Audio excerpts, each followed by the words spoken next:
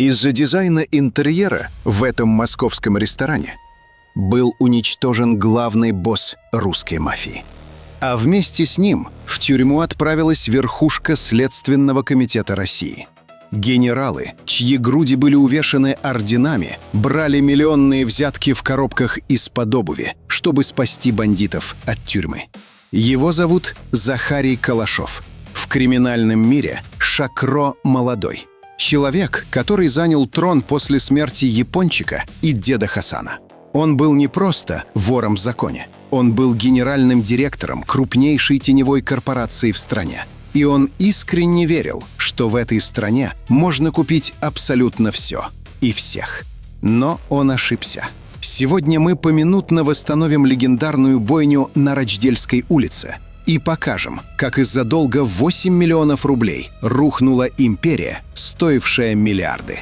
2013 год. Криминальная Россия погружается в хаос. Убит дед Хасан. Человек, который десятилетиями держал баланс между кланами. Без него начинаются кровавые разборки за сферы влияния. Огромные финансовые потоки остаются без контроля. Подпольным империям срочно нужен новый босс.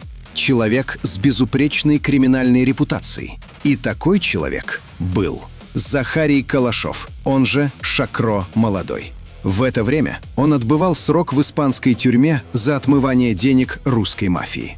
В 2014 году его депортируют в Москву. Оперативники МВД встречают его прямо у трапа самолета, но после формальной беседы отпускают. Шакро возвращается не как уличный бандит. Он возвращается как CEO транснациональной корпорации. Он тут же собирает масштабную сходку в Ереване. Его первые приказы беспрецедентны. Он замораживает все коронации новых воров, проводит масштабный аудит общака и жестко карает тех, кто расхищал деньги клана. Шакро становится боссом всех боссов. Вокруг него формируется своя служба безопасности, своя разведка и своя армия. Он передвигается по Москве на бронированных кортежах, обедает в самых дорогих ресторанах и решает вопросы на миллиарды. Казалось, его власть абсолютна. До рокового вечера 14 декабря 2015 года. Ресторан «Элеменс» в центре Москвы. Владелица заведения, Жанна Ким, решает обновить интерьер. Она нанимает дизайнера Фатиму Мисикову. Но ремонт затягивается, смета раздувается. Жанна недовольна качеством и отказывается платить оставшиеся 8 миллионов рублей, около 110 тысяч долларов по курсу того времени. Обычный спор хозяйствующих субъектов, который должен решаться в арбитражном суде. Но дизайнер Мисикова решает проблему иначе. Она обращается к своему покровителю, Андрею Кочуйкову, по кличке «Итальянец». Итальянец — это не просто бандит, это ближайший соратник Шакро Молодого, отвечающий за силовые операции. Для Шакро этот долг — мелочь, карманные деньги. Но это вопрос авторитета. Мафия не прощает долгов.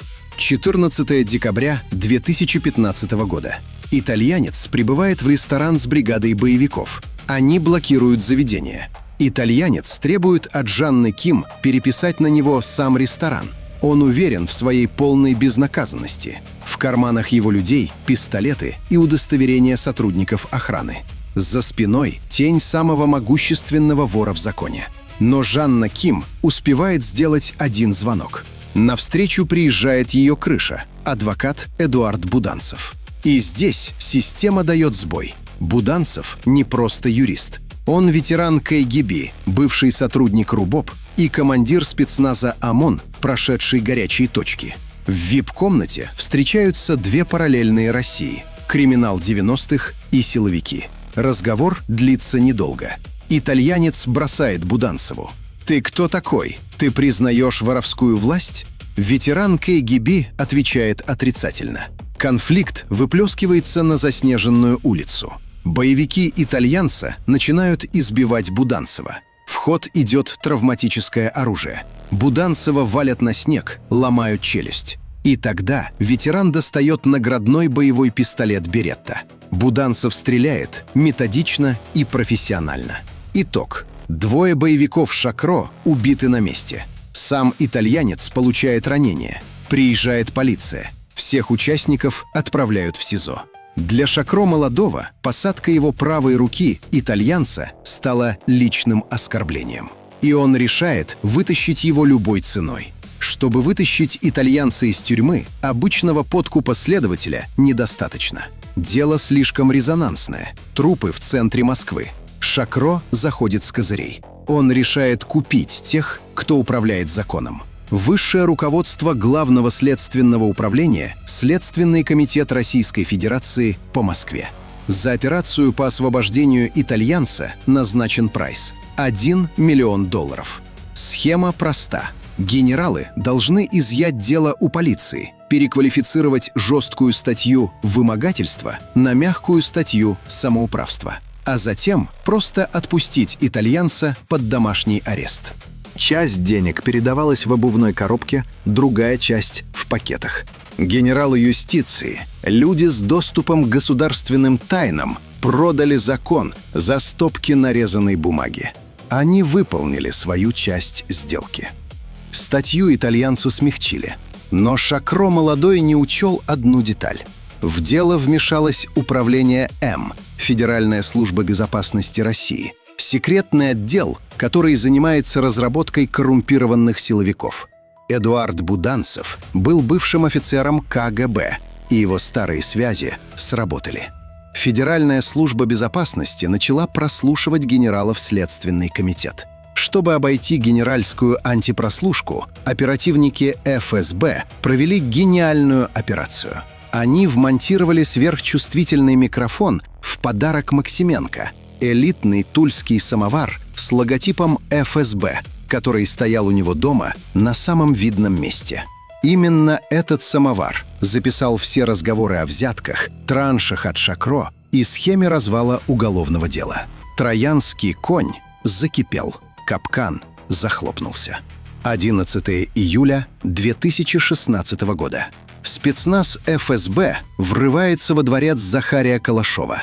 Охрана босса нейтрализована за секунды. Внутри находят целый арсенал. Пистолеты, автоматы, гранаты. Босс всех боссов арестован.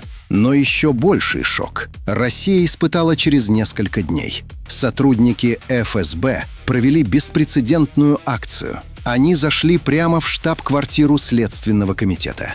Генерал Никандров, полковники Максименко и Ламонов были выведены из своих кабинетов в наручниках. Система начала пожирать саму себя.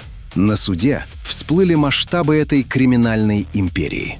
Шакро был признан виновным не просто в вымогательстве. В приговоре впервые было открыто сказано: Захарий Калашов занимал высшее положение в преступной иерархии России, руководил всеми криминальными потоками страны и распределял общак. Генерал Никандров пошел на сделку со следствием и сдал всех. Он рассказал, как брал деньги в коробках и как мафия диктовала условия правосудию. В марте 2024 года Захарий Калашов, босс всех боссов, досрочно вышел на свободу. Комиссия постановила, что из-за проблем со зрением и состоянием здоровья 71-летний криминальный патриарх больше не может находиться в тюрьме. История Шакро молодого – это точка невозврата для русской мафии. Эпоха крестных отцов, которые могли одним звонком остановить войны кланов и купить генералов юстиции за спортивную сумку наличных, навсегда ушла в прошлое. В перестрелке на Рочдельской улице столкнулись два мира, и этот бой выиграло государство. Силовики доказали мафии: монополия на насилие и власть в этой стране принадлежит только им. Обязательно подписывайтесь на Crime-Time.ru, чтобы не пропустить наши новые расследования. Оставляйте комментарии. Как вы думаете, вернется ли Шакро к управлению своей империей или его время безвозвратно ушло? Берегите себя и помните, что даже за самыми большими деньгами всегда кто-то следит.